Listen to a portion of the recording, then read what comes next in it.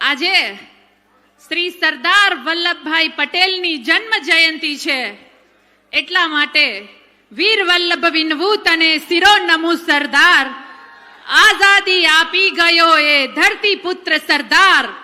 નતમસ્તક વંદન કરું છું સરદાર સાહેબના ચરણોમાં.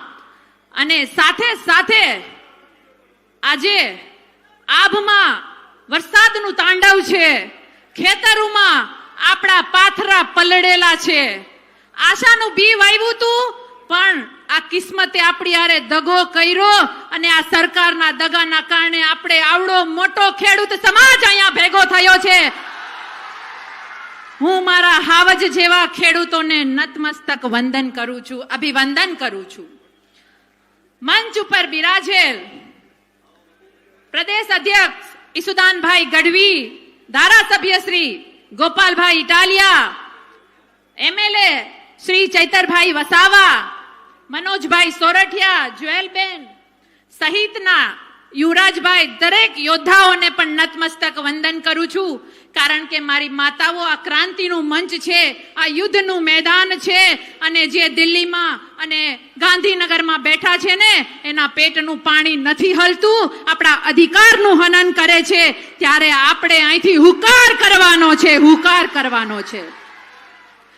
એ લોકોએ શું કર્યું, એ લોકોએ કયો વિકાસ કર્યો, ખેડૂતોની પીડા શું છે, બહેનોની વેદના શું છે, આ આપણે પડવું નથી. કારણ કે રોજ છાપામાં જોઈએ છીએ, મોબાઈલમાં જોઈએ છીએ, આપણને ખબર છે કે રોડ ઉપર કિસાન પરેશાન છે, ગળા ફાંસા ખાય છે, માતાઓના ગળા વેતરાય છે, કિસાનોની દીકરીઓ રાડો પાડે છે હળદરમાં કે અમારા પતિને શું કામે લઈ ગયા, અમારા ભાઈને શું કામે લઈ ગયા, અમારા બાપને શું કામે લઈ ગયા. વેદના આપણને ખબર છે.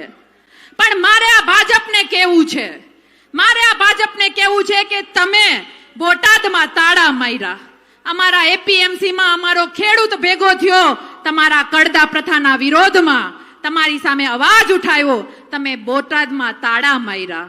અમે ત્યાંથી હળદરમાં આવ્યા, હળદરમાં અમે અવાજ ઉઠાવ્યો, પણ ત્યાં તમે અમારા વાહા ઉપર લાઠીઓ વરસાવી, અમને જેલમાં બંધ કર્યા. પણ આજે મારે કેવું છે કે આ જોઈ લ્યો નજારો, આ સૌરાષ્ટ્રની ધરતી નજારો કે તમારા જેલના તાળા તૂટ,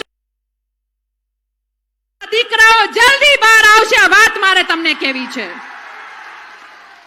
મારે એ લોકોને કેવું છે કે આપણે ડરવા વાળા નથી, આપણે લડવા વાળા છીએ.